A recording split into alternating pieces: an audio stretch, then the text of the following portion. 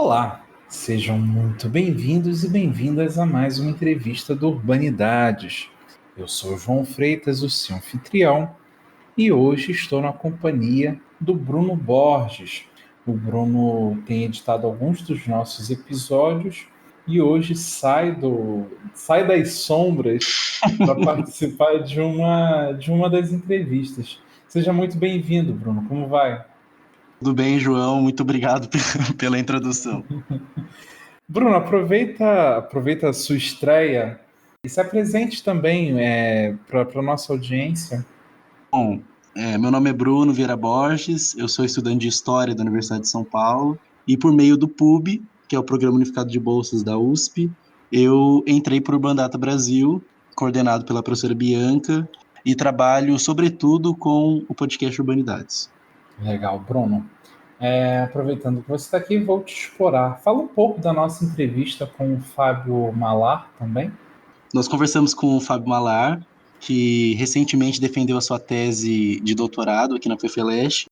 Ela se chama Fim das Linhas, Circulações e Confinamentos pelo Subterrâneo de São Paulo, na qual ele trabalha muito bem a questão dos presídios em São Paulo. Ele já tinha participado de outros trabalhos sobre as prisões brasileiras, mas nesse ele se limita mais às questões paulistas e o faz com muita maestria. Muito legal. E, Bruno, é importante também dizer para os nossos ouvintes, os que estão nos ouvindo pelo Spotify, peço encarecidamente que nos sigam, pois assim receberão semanalmente as nossas atualizações. Urbanidades vai ao ar todo domingo. Aos que nos ouvem pelo Apple Podcasts, peço também que nos dê 5 estrelas, pois isso aumenta a nossa visibilidade dentro da plataforma. E lembrando também que o Urbanidades, o podcast sobre o urbano brasileiro, é apenas a ponta do iceberg do Urban Data, que é o banco de dados bibliográficos sobre o Brasil urbano. E quem quiser acompanhar um pouco mais sobre esse trabalho, pode seguir a nossa página no Facebook, Urban Data Brasil, banco de dados sobre o Brasil urbano. E também, quem quiser um contato mais próximo, pode nos enviar um e-mail pelo brasilurbandata@gmail.com. brasilurbandata@gmail.com. É isso, Bruno? Vamos para a entrevista? É isso, João. Vamos para a entrevista.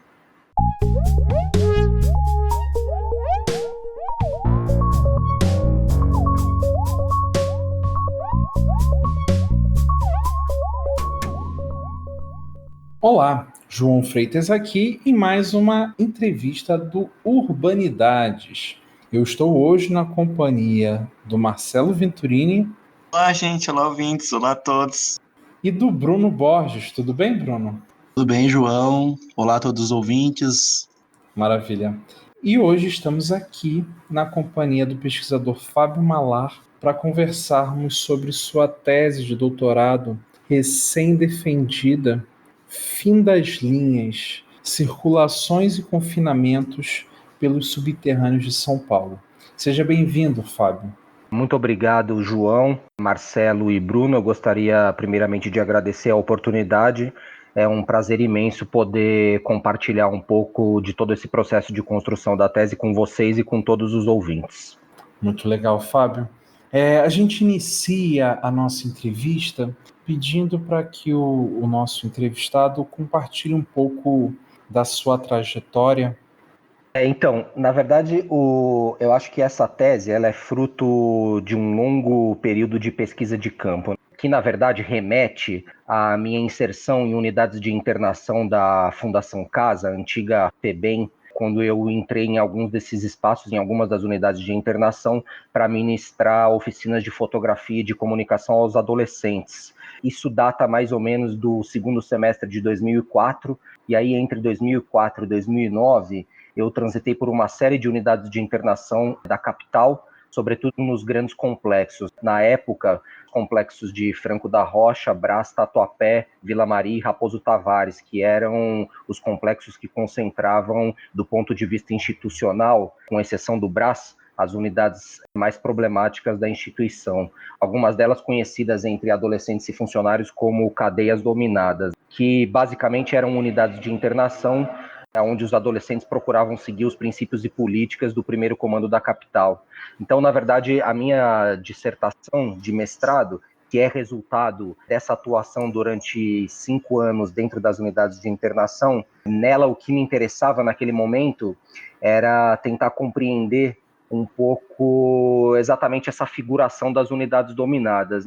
E aí eu fui um pouco me dando conta que, na verdade, essas unidades, elas eram, em alguma medida, o produto de um cruzamento entre essas políticas e princípios do primeiro comando da capital, mas também de uma série de políticas governamentais, uma série de dispositivos de controle que, na verdade, nasceram no sistema penitenciário e que, naquele momento, eram implantados nessas unidades de internação. Já naquele momento, o que me interessava um pouco e o que me chamava a atenção era um pouco essa ressonância entre unidades de internação, penitenciárias e determinadas áreas urbanas onde também atuavam integrantes dessa facção. Paralelamente a esse trabalho nas unidades de internação da Fundação Casa, eu fiz também um trabalho, circulei por alguns serviços de medida socioeducativa em meio aberto, que são onde os adolescentes cumprem as chamadas medidas em meio aberto, né, que são prestação de serviços à comunidade ou liberdade assistida.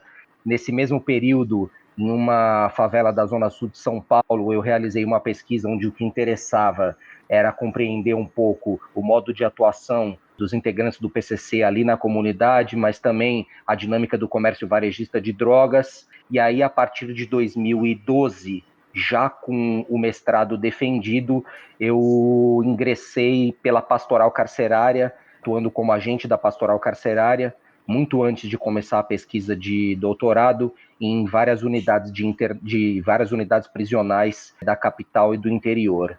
Uma coisa que me parece importante é que, nesse período todo, o trânsito pelas unidades prisionais foi me direcionando e me levando para outros espaços. Então, conforme eu transitava pelas unidades prisionais, eu fui me dando conta de que era preciso, até por conta das trajetórias e das narrativas dos meus interlocutores, acessar os chamados hospitais de custódia e tratamento psiquiátrico, que são conhecidos como manicômios judiciários. Então tinha um fluxo de presos e presas que cumpriam pena ali nas unidades prisionais, mas por uma série de questões que a gente pode conversar depois, eles tinham conversão da pena de prisão para medida de segurança, e aí eles eram enviados para os manicômios judiciários. Então aí eu comecei a fazer visitas sistemáticas com uma equipe, na verdade, que na verdade é um grupo de trabalho que foi formado pela pastoral carcerária, e eu comecei a fazer visitas sistemáticas nesses locais. Desses locais eu fui me dando conta que havia um fluxo bastante potente da região conhecida como Cracolândia para dentro dos manicômios. Então aí durante um ano eu fiz pesquisa de campo, isso já em 2015, fiz pesquisa de campo na Cracolândia.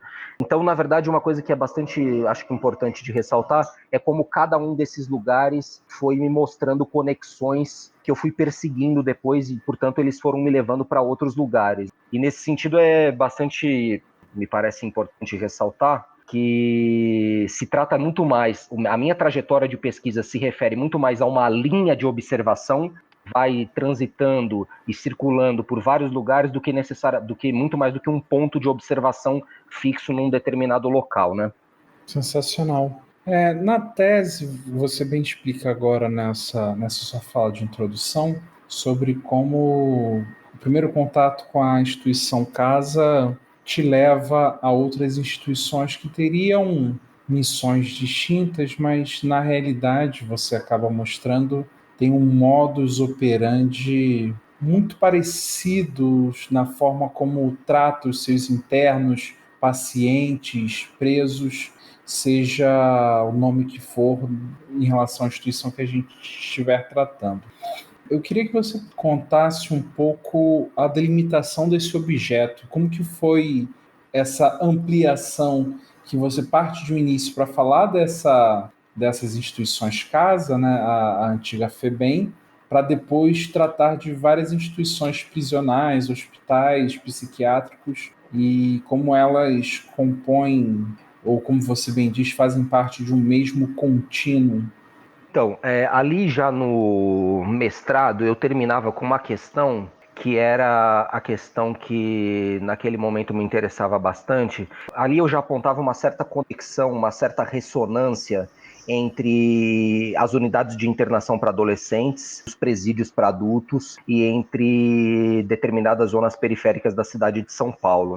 Ali que eu estava tentando mostrar naquele momento, por meio do salve geral, que são comunicados e orientações que partem de algumas penitenciárias e que se territorializam de maneira diferencial, tanto nas unidades de internação como em determinadas zonas urbanas, ali eu já estava mostrando que tinham algumas ressonâncias, né? Uhum. Do ponto de vista das políticas criminais, isso se tornava bastante claro. Do ponto de vista das políticas governamentais, regidas pela metáfora da guerra ao crime e da guerra às drogas, isso também se tornava bastante evidente.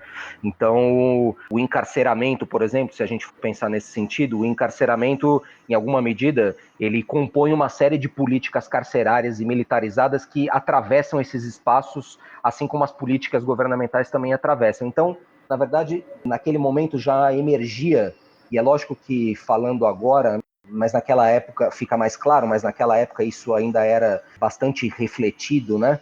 Já emergia algumas linhas de força que conectavam esses vários espaços institucionais e determinados territórios urbanos. Quando eu cheguei em 2012 nas prisões, né, atuando como agente da pastoral carcerária, o que foi me chamando a atenção é que, na verdade, essas conexões eram muito mais amplas, né, e não se restringiam, digamos, a essa trinca que eu tinha pensado anteriormente, que era a Fundação Casa, presídios e determinadas áreas urbanas, mas tinha aí uma série de outras conexões que se tornavam visíveis e que, nesse sentido, aproximavam não só aparatos punitivos e de repressão, mas também equipamentos de assistência e saúde. Para dar um exemplo bastante prático, quando eu cheguei nos manicômios judiciários, que, como eu disse, eu só cheguei nos manicômios a partir da passagem pelas prisões, o que foi ficando bastante claro é que havia um contingente de pessoas que saía dos manicômios judiciários e que, por conta de determinações judiciais, eram encaminhadas para um ano de tratamento obrigatório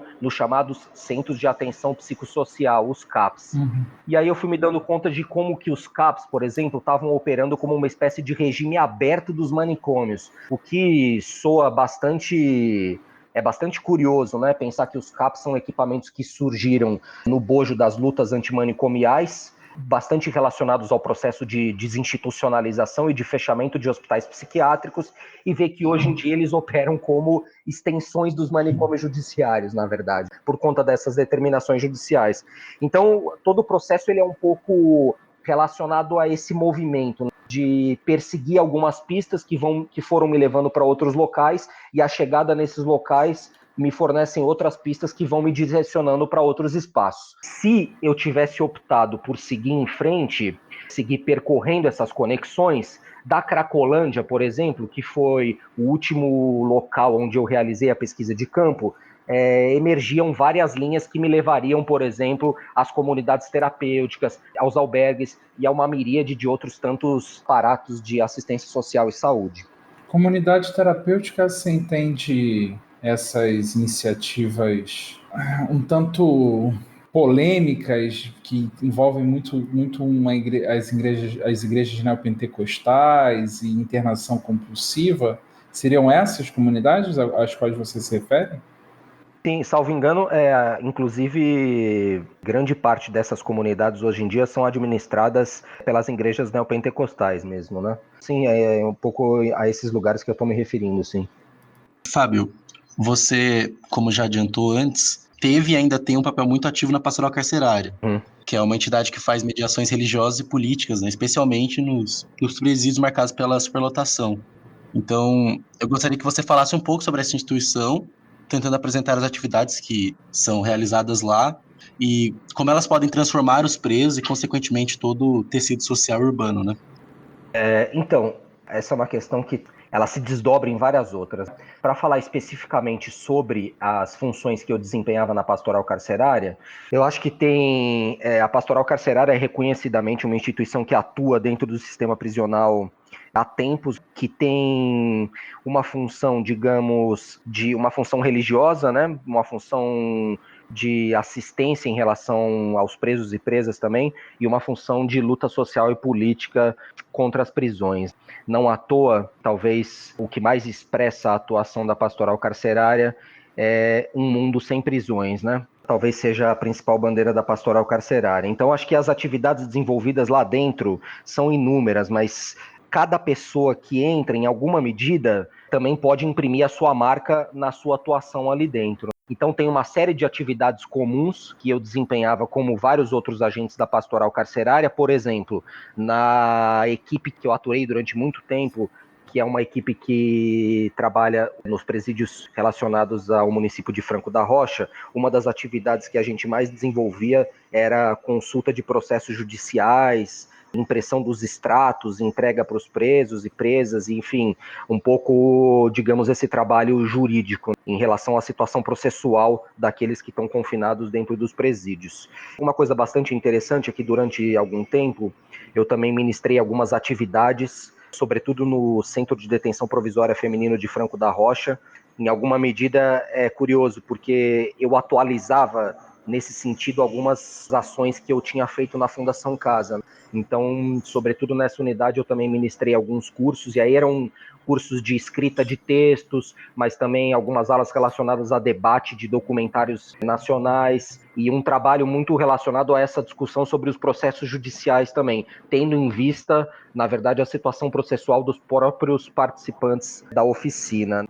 Do ponto de vista acadêmico, aí eu acho que tem uma questão, do ponto de vista de pesquisa, que é interessante, ao menos, lançar um pouco de luz sobre isso, que é essas interfaces, digamos, entre pesquisa e política, né? Entre pesquisa, ativismo e política. Então, todas as minhas atividades de pesquisa nunca tiveram apartadas dessa atuação via pastoral carcerário, que não significa fazer da pastoral carcerária um mero instrumento de acesso aos cárceres, mas que tem a ver, na verdade, digamos, com uma questão epistemológica, no sentido da especificidade do conhecimento que se produz nessas interfaces entre pesquisa, militância e política, né? Sim. E aqui eu acho que tem vários desdobramentos, que na tese eu procuro trabalhar um pouco, mostrando um pouco isso, assim, para dar um exemplo. Os meus diários de campo, todas as minhas notas de campo, elas não se convertem só em artigos acadêmicos ou mesmo na tese. Essas notas vão sendo mobilizadas nos próprios materiais que vão sendo publicizados pela pastoral carcerária. Então, desde artigos publicados até relatórios, eu acho que tem um exemplo emblemático de um relatório que a gente lançou juntamente com o Grupo de Saúde Mental e Liberdade da Pastoral Carcerária, sobre os manicômios judiciários, e ali tem várias notas de campo que foram mobilizadas como material dos relatórios. E mais do que isso, acho que algumas questões de pesquisa só foram possíveis ser construídas em virtude desse engajamento pela pastoral carcerária. Portanto, não se trata de uma questão de utilizar a pastoral como instrumento de acesso, mas pensar as especificidades, os conflitos e as tensões que emergem desse tipo de conhecimento, que não deixa de ser o efeito instrumento dessa luta política em relação ao sistema prisional, né? Sim, muito interessante. E eu acho que uma coisa legal de saber, você falou que assim que entrou nas prisões, percebeu essa presença do PCC, Primeiro Comando da Capital. E eu acho que seria legal contar para os nossos ouvintes como foi que você percebeu essa presença e como que eles agem dentro desses lugares. Como é que funciona esse mecanismo com esse grupo, né, do crime organizado aqui de São Paulo? Eu acho que, assim, especificamente em relação à Fundação Casa, o que me chamou bastante atenção foi quando eu entrei para ministrar algumas atividades nessas unidades que, como eu disse, eram conhecidas por adolescentes e funcionários como cadeias dominadas, né? E ali já se tornava bastante presente que tinha todo um sistema, digamos, de códigos, né? Que operavam nas prisões e que em alguma medida operavam ali também, mas não só isso, algumas posições políticas que operam nas prisões e que lá também estavam presentes, como por exemplo a figura dos faxinas, ou a figura do piloto, da cadeia, enfim, uma série de ressonâncias que se faziam presentes nesses territórios. O que é importante destacar, me parece que é o fato de que essas políticas e princípios elas vão se atualizando e eu acho que isso já vem sendo debatido de longa data pela bibliografia, elas podem se atualizar e vão se territorializando em espaços onde sequer existem integrantes do primeiro comando da capital, né? Que era o caso das unidades de internação da Fundação Casa. Então tinham ali os adolescentes, para usar as palavras deles, procurando fazer com que a cadeia seguisse na mesma sintonia dos presídios, mas eles não eram membros batizados da facção. No doutorado, eu acho que eu, em alguma medida, mostro como que isso rebate nos hospitais de custódia e tratamento psiquiátrico, que não é a mesma coisa que a Fundação Casa, na medida em que é uma figuração diferente também, não é a mesma coisa que eu me deparei na Fundação Casa que eu noto nos hospitais, mas em alguma medida esse enunciado do primeiro comando da capital também está presente, se atualizando ali em lugares onde a gente imagina que não seria possível, né? Por exemplo, nesse caso dos hospitais de custódia e tratamento psiquiátrico. Então não foram nenhuma nem duas vezes, e os internos me falavam, não, imagina, aqui não tem nenhum integrante do PCC, o PCC não tem nenhum interesse aqui nos hospitais de custódia e tal, mas ao mesmo tempo tinha uma certa ressonância, algumas políticas que operavam dentro dos hospitais me mostravam que, em alguma medida, isso chegava ali, ainda que mais nuançado do que em relação à Fundação Casa. Isso na tese eu acho que está bastante evidente, que na verdade o ponto não é perceber se o PCC está ou não presente no lugar, é uma má maneira de formular a pergunta, né? Mas é tentar entender como que essas coisas, essas políticas e esses princípios vão atravessando uma multiplicidade de territórios urbanos e vão se atualizando de maneira diferencial em cada um desses territórios. Sensacional.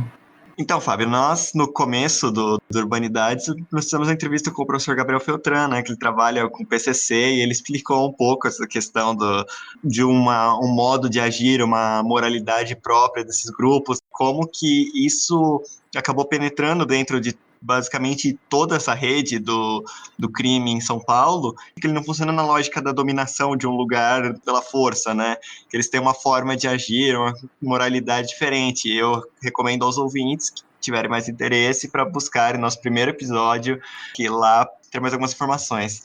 Mas agora, passando para um outro assunto que você comentou aqui agora, que eu acho muito interessante, que é a questão dos hospitais psiquiátricos. Enfim, você esteve lá durante o período mais forte da ideia da desinstitucionalização dos hospitais psiquiátricos, né, o fechamento dos hospitais psiquiátricos, essa ideia da desmedicalização. E gostaria de saber desde que você conheceu esses ambientes, quais foram as mudanças, como que isso funciona hoje, né? Acho que seria uma coisa interessante explicar para os nossos ouvintes como que alguém vai parar em um desses hospitais, um adolescente, ou eles vão para lá, são encaminhados para lá, e como que funciona esse processo. Então, eu acho que sobre os hospitais de custódia e tratamento psiquiátrico, primeiramente me parece importante dizer que são locais que abrigam aquelas pessoas que foram consideradas inimputáveis, pessoas que, do ponto de vista jurídico, digamos que elas foram consideradas como não tendo entendido o ato praticado por elas. Em geral, o que acontece é que essas pessoas elas têm várias maneiras de se chegar nesses hospitais de custódia.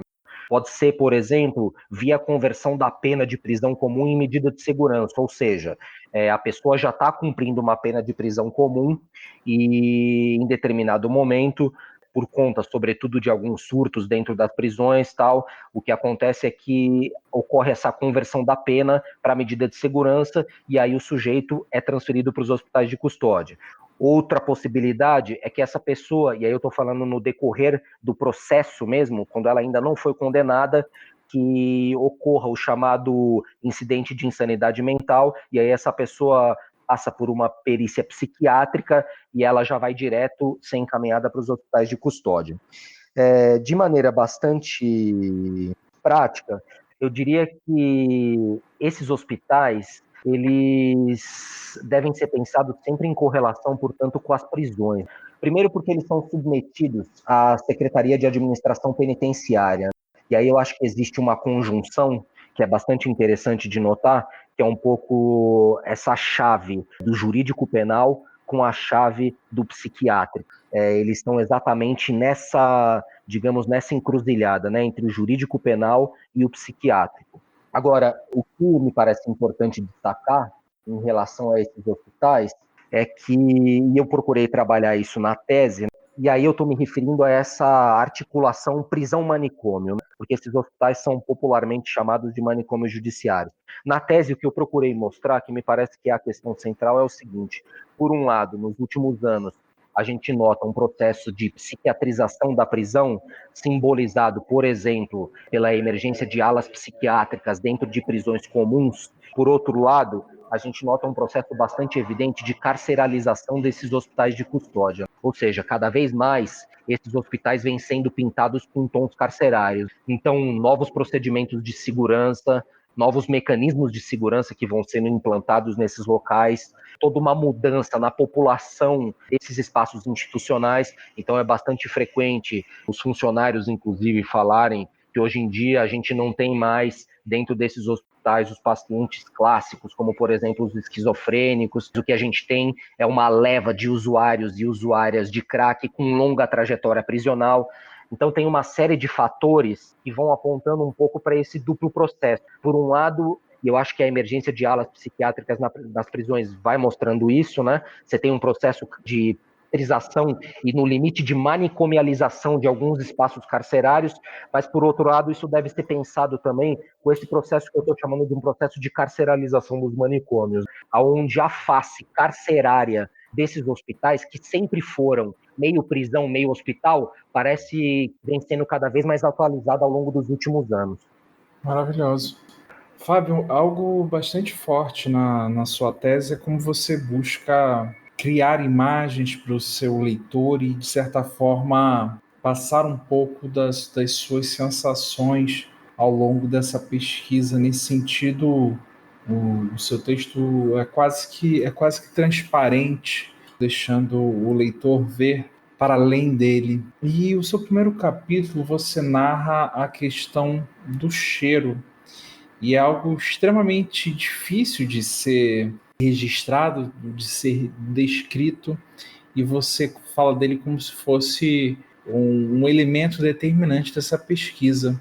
Fala um pouco sobre como que veio essa ideia de falar sobre o cheiro e por que que ele é tão importante nessa sua pesquisa.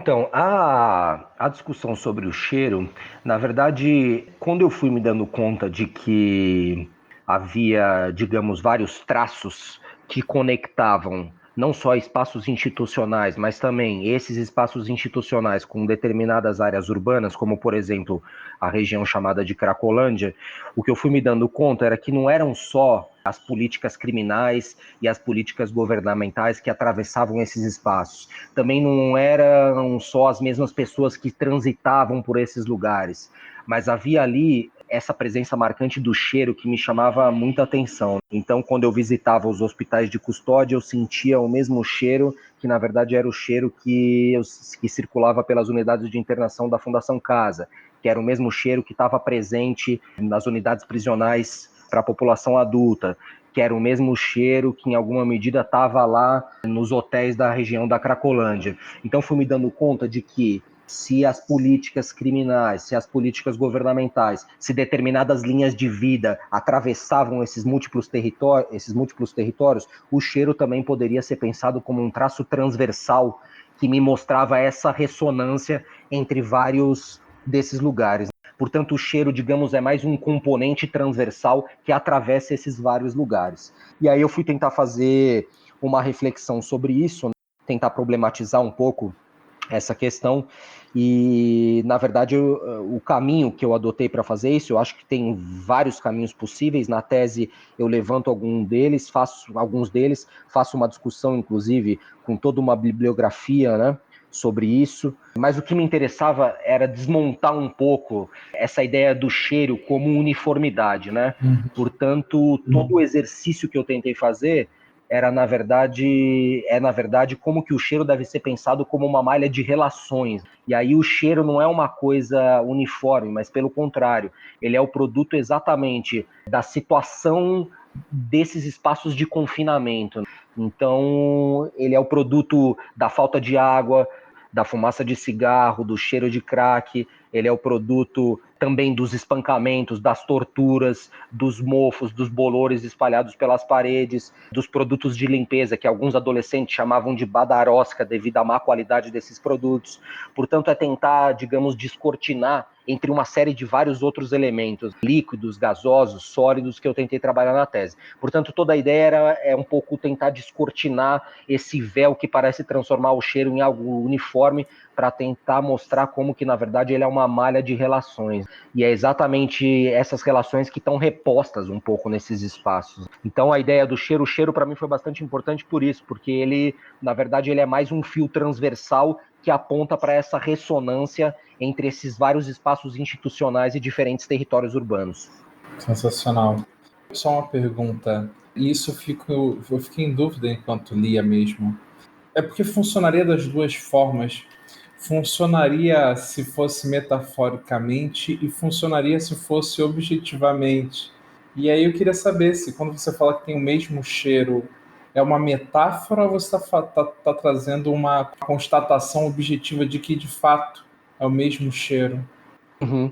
Eu acho que, assim, primeiro tem uma coisa que preciso tomar um certo cuidado, porque se o cheiro ele é constituído por uma malha de relações, é preciso dizer que existem várias derivações. Ele não é algo, digamos que ele é algo fluido, que vai se modificando, né? Mas o que me interessa remarcar é como que a reposição desse mesmo cheiro, e aí eu me refiro sobretudo aos espaços institucionais, ainda que ele possa estar presente, por exemplo, na Cracolândia ou em um outro lugar. Mas a reposição desse mesmo cheiro, na verdade, é a reposição de determinados elementos que caracterizam essa situação de confinamento e que, portanto, tem a ver com os medicamentos psiquiátricos diluídos em água, como eu tinha dito, com os espancamentos, com a tortura, com as fezes de pombos, ratos, com percevejos, com a falta de água, com o tipo de comida que é servida nesses lugares,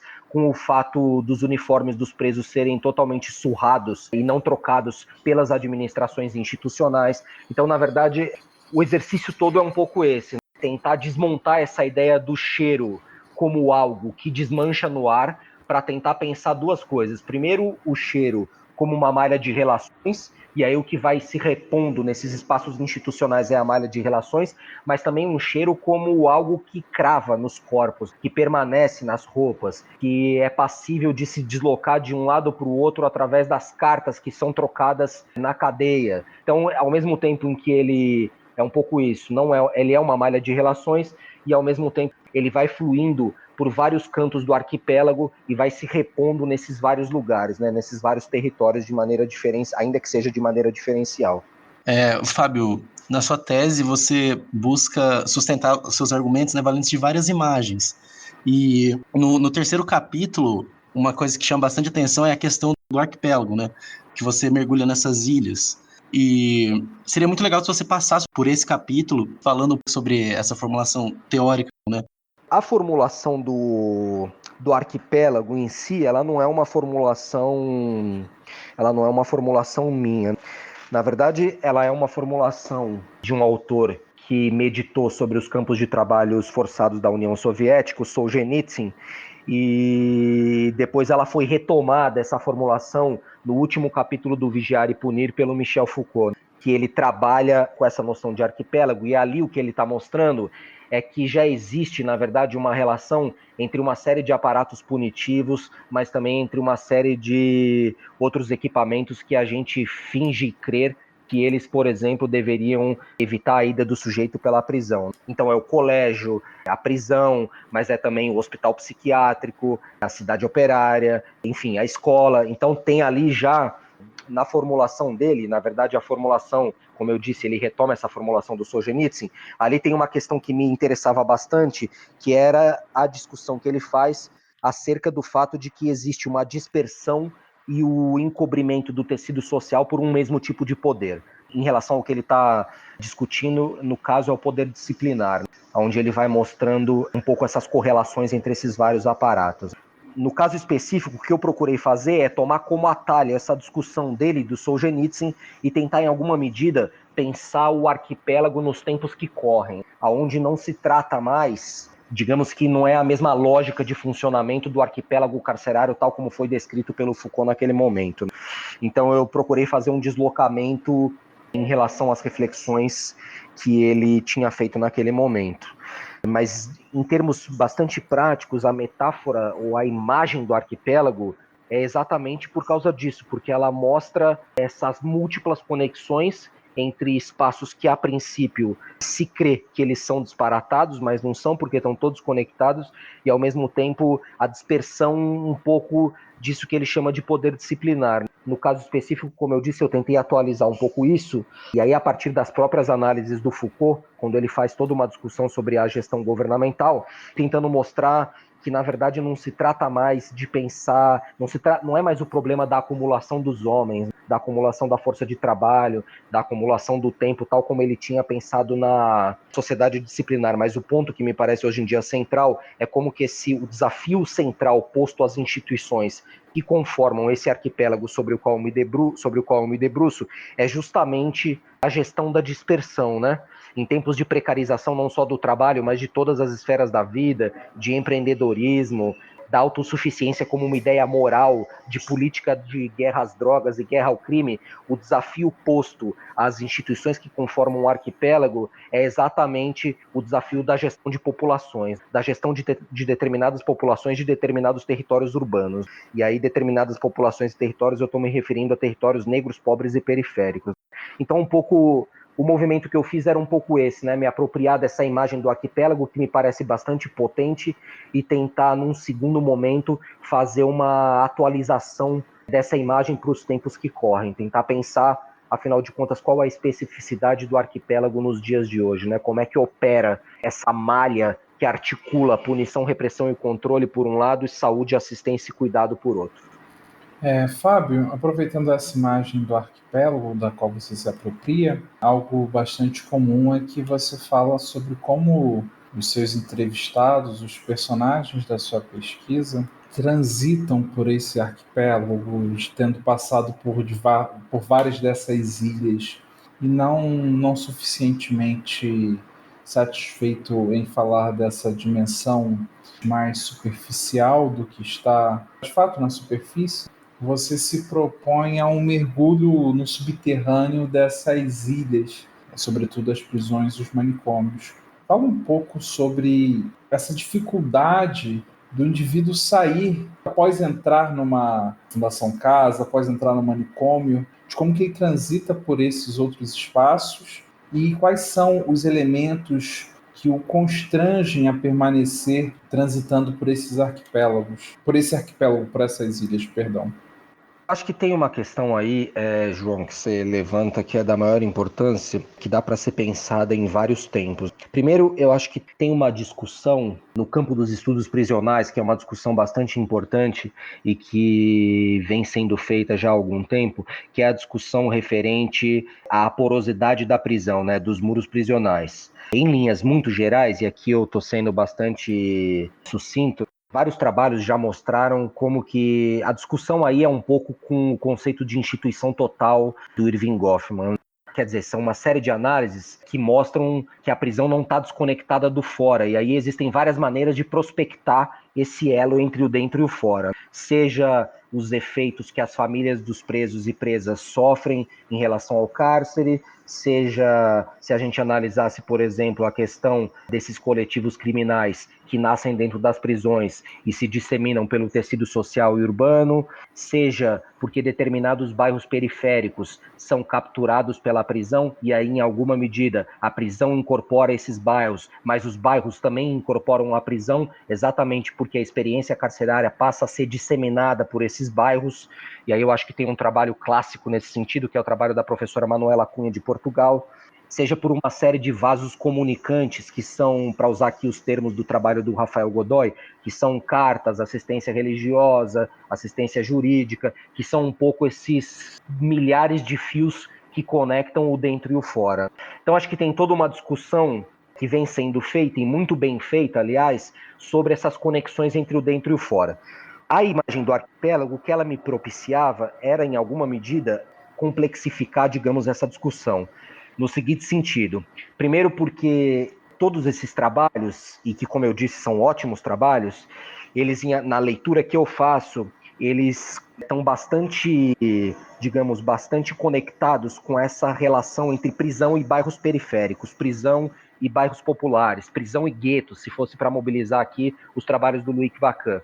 Então, digamos que existe aí um circuito que articula prisão e periferias nesses vários trabalhos. O que eu tentei mostrar com o Arquipélago é que, digamos, é preciso alargar esse argumento, porque não são só 2 pontos, não é uma questão só de prisão e determinadas zonas urbanas, mas é uma infinidade de pontos e mais pontos que conectam a prisão, mas os equipamentos de saúde, as periferias com certeza, mas também determinadas zonas urbanas como a Cracolândia, no centro da cidade de São Paulo. Então o que eu procurei fazer é um pouco alargar esse argumento da porosidade. E a potencialidade, me parece, do uso da imagem do arquipélago é exatamente essa, porque ela permite flagrar, digamos, esses processos de circulação e de gestão daqueles que são considerados indesejáveis e perigosos, que passam pela prisão, mas que também passam por uma infinidade de aparatos que a gente finge crer que eles se destinavam a evitar justamente a ida pela prisão. Então eu acho que, do ponto de vista analítico, tem um pouco me parece, alguns ganhos que a imagem do arquipélago propicia. Do ponto de vista político, também me parece que tem alguns ganhos aí. Eu acho que a luta antiprisional, ela não pode a luta antiprisional não pode se ater aos muros da prisão, né? Em alguma medida é necessário que essa luta transborde, porque a luta contra a prisão é a luta contra os manicômios, é a luta pela descriminalização de todas as drogas, é a luta contra a pobreza, é a luta contra o racismo. Então acho que tem uma questão aí de que é preciso que as lutas em alguma medida façam um rizoma, com que elas se acoplem a vários outros pontos de batalha. Algo que já foi bastante dito de maneira muito clara pela própria Angela Davis, quando ela está dizendo que, em alguma medida, a luta contra a prisão é também a luta contra o que se passa na Palestina. Então, de um determinado ângulo, o que me interessava mostrar era alargar essa discussão um pouco da porosidade dos muros. De outra perspectiva, e aí eu entro um pouco na questão que você me colocou, que é a dos subterrâneos, me chamava bastante atenção que, se essa discussão da porosidade tem sido feita, essa discussão entre a relação entre o dentro e o fora tem sido bastante feita e, como eu disse, de maneira muito bem feita por vários autores, me interessava mostrar como que é importante relançar essa discussão da porosidade para o dentro da prisão, mostrando, na verdade, como a prisão por dentro, ela é constituída por uma série de espaços diferenciais, castigos, seguros, pavilhões de observação, os próprios pavilhões, enfim, que vão distribuindo corpos, água, torturas, luz, psicofármacos de maneira diferencial. Então, por dentro, a prisão também é um espaço muito mais esponjoso do que propriamente rígido, né? E é aí que entra um pouco essa discussão dos subterrâneos. O que eu tentei fazer é projetar um pouco, relançar a discussão da porosidade da prisão com fora para dentro, mostrando um pouco a existência desses espaços subterrâneos dentro da prisão. Na verdade, o que eles vão mostrando é que não se cumpre a pena dentro de uma mesma maneira, dentro da prisão de uma mesma maneira. E mais do que isso, o cumprimento da pena não passa só pelos circuitos judiciais, mas ele passa exatamente por essa distribuição dos espancamentos, das torturas, da falta de água, de luz, de ar, do excesso ou da falta de medicamentos, no caso, excesso de medicamentos psiquiátricos.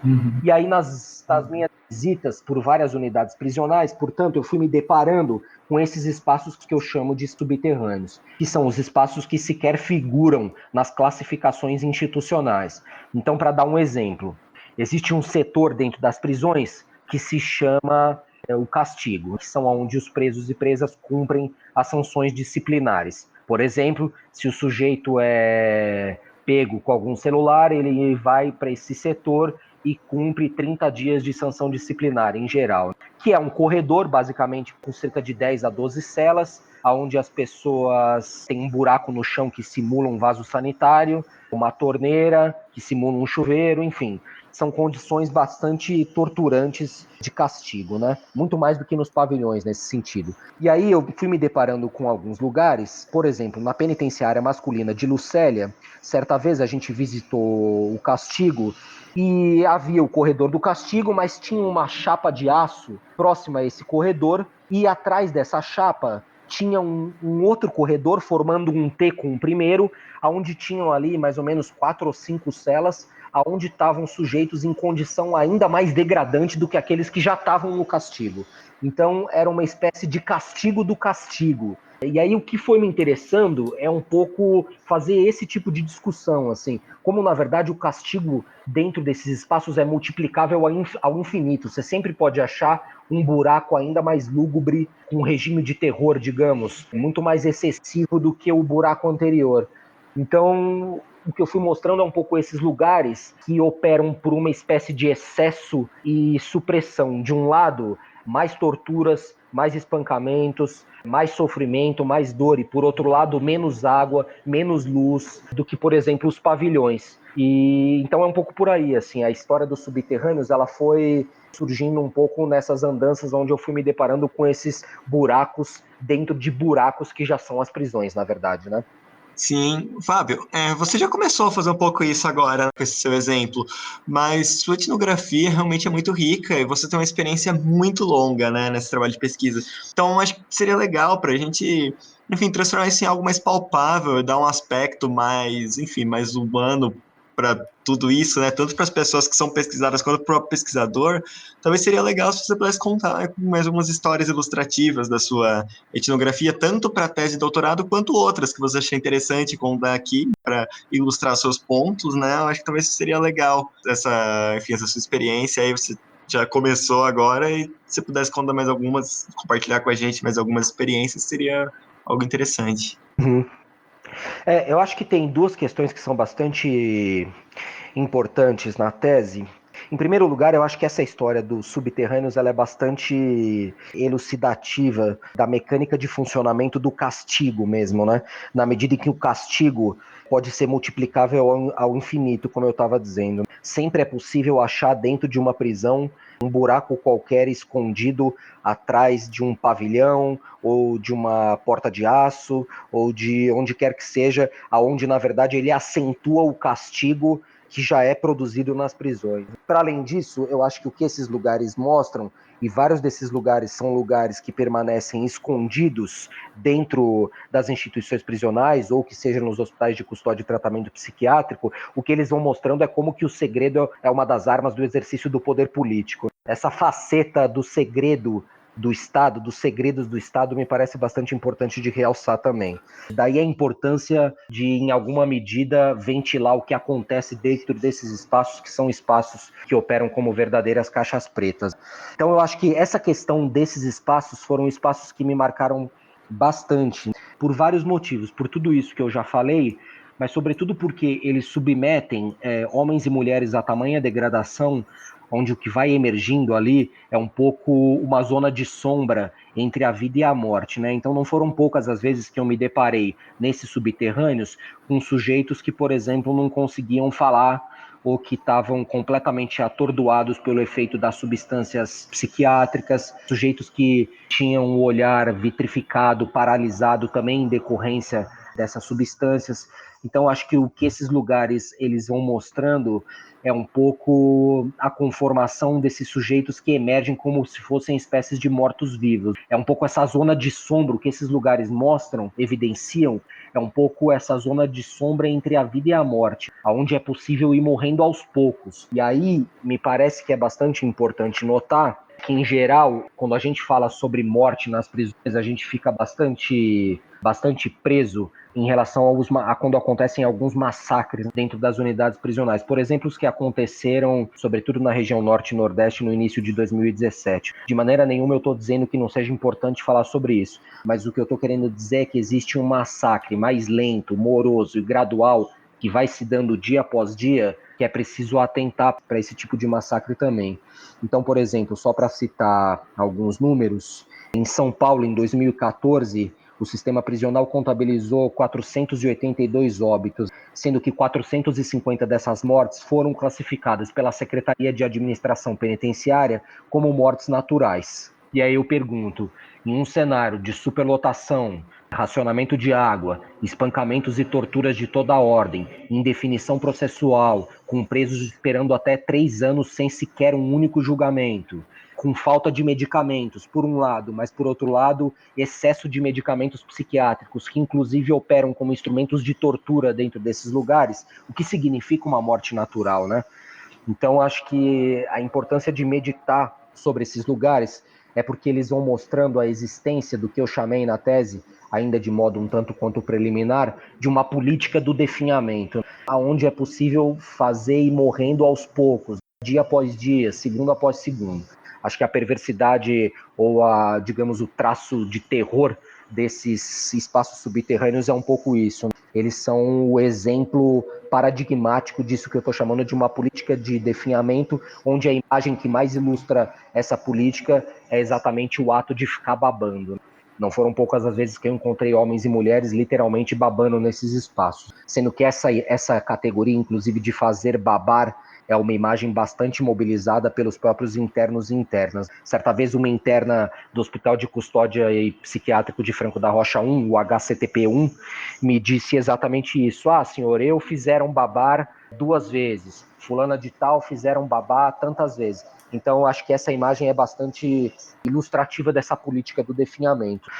Por um lado, essa questão do subterrâneo. Por outro, o que me parece também bastante perverso é notar como que, de fato, essas várias trajetórias que eu procurei reconstruir na tese, elas vão evidenciando, na verdade, existências que não conseguem sair desse circuito, né? Então, para dar um exemplo, a Sueli Aparecida Alves, o nome dela, ela faleceu, ou na verdade, talvez fosse melhor dizer, foi morta dentro de um hospital de custódia e tratamento psiquiátrico, de Franco da Rocha, com 49 anos, com esse diagnóstico de broncopneumonia, salvo engano, e com a vida toda construída exatamente nesse jogo entre circulação e confinamento por múltiplos espaços institucionais. Então, desde criança, confinamento em instituições para crianças em situação de vulnerabilidade e risco, um período de perambulação pelas ruas, depois captura pelas unidades da antiga Fundação Estadual do Bem-Estar do Menor, a FEBEM, uma série de internações psiquiátricas, pelo menos 11 internações na transição entre a adolescência e o início da fase adulta, depois capturas pelo sistema prisional, até chegar nos hospitais de custódia e tratamento psiquiátrico, permanecer durante 16 anos e falecer dentro desse hospital com 49 anos. Então, o que me parece bastante perverso é que o caso dela mostra é que a única possibilidade de sair desse circuito parece ser exatamente a partir da morte, o que é bastante terrível se a gente pensar nesses termos, né? Fábio, de fato, esse é um tema pesado. Está longe de ser uma conversa leve a gente tratar sobre essas medidas punitivas, essa sociedade que apoia o cárcere, a punição, o castigo, apesar do seu relato não ser o único sobre as condições precárias dentro dessas prisões, dessas cadeias. Seria interessante a gente terminar a nossa entrevista tentando pensar em possíveis alternativas a esse sistema prisional, que não é prisional no sentido mais amplo da coisa, né? Que até quando a gente está falando sobre hospital, sobre escola, estamos falando também sobre prisões. Olha, João, eu acho que tem aí uma questão da maior importância, que é esse cenário bastante, digamos, grotesco, que eu procurei um pouco trabalhar na tese.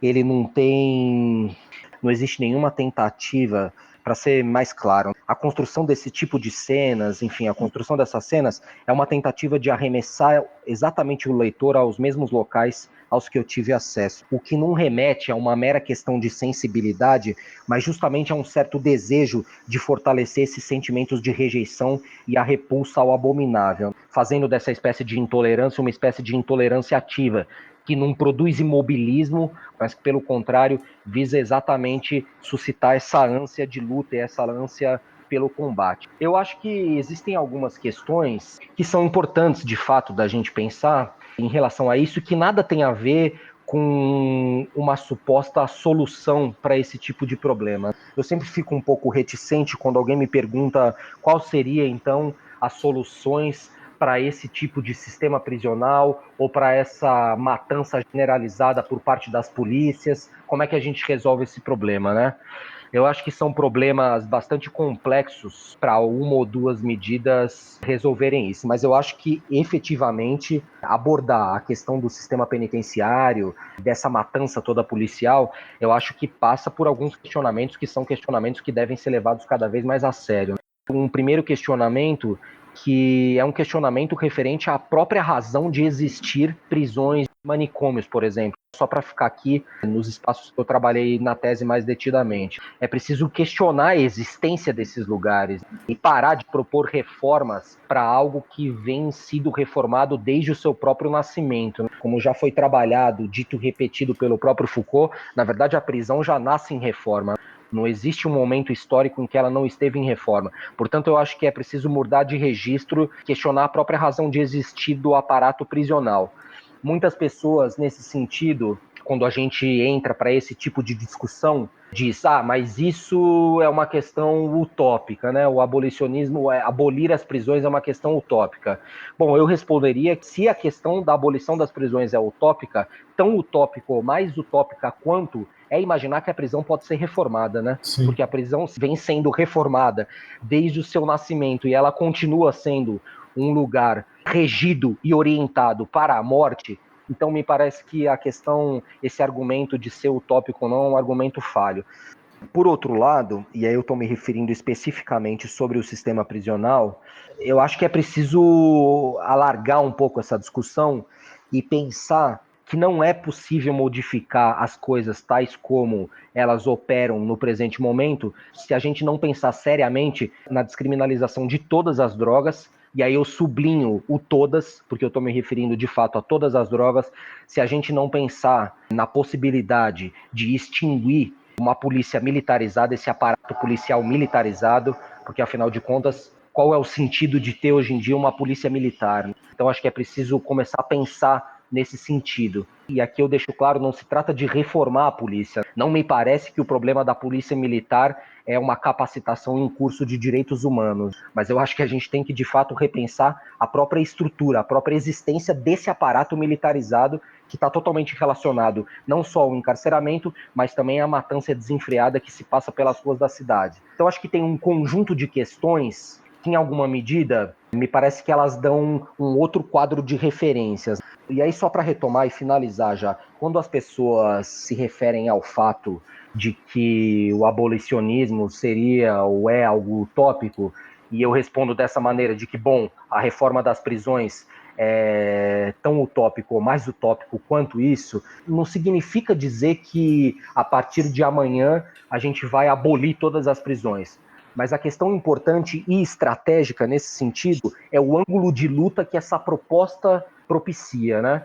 Quando a gente se propõe a pensar um mundo sem prisões, na verdade, a questão não é se a gente vai acabar com as prisões amanhã ou depois de amanhã, porque a gente sabe que essa não é uma questão dessa ordem, mas é o ângulo de luta política que essa formulação propicia, né? Quais são as estratégias que a gente vai adotar daqui para frente em relação ao aparato prisional, se a proposta é justamente pensar a razão de existir desse aparato. Enfim, é isso, é uma conjunção de fatores que, em alguma medida, eu acho que ajudam a gente a pensar num outro jogo de relações possível para todos esses problemas que são problemas politicamente muito sensíveis, né? Sensacional, Fábio. A gente não poderia terminar de forma melhor o episódio. Agradeço a parceria do Bruno e do Marcelo. Infelizmente, o Marcelo teve uma emergência e precisou sair um pouco antes. Mas, Bruno, valeu pela parceria e que você possa aparecer nos próximos episódios. Muito obrigado, João. Obrigado, Fábio, pelo tempo. E nos vemos em próximos episódios. Fábio, obrigado pela sua contribuição generosa. Por fim, eu gostaria de dizer que seguimos aqui à disposição para interlocuções futuras e que você possa voltar aqui nas próximas pesquisas, nos próximos trabalhos. Eu queria agradecer imensamente João, Bruno e Marcelo pela oportunidade. Foi de fato um prazer imenso poder conversar com vocês e compartilhar algumas dessas questões com as quais eu venho trabalhando nos últimos anos. E parabéns aí pela iniciativa. Mais uma vez, muito obrigado.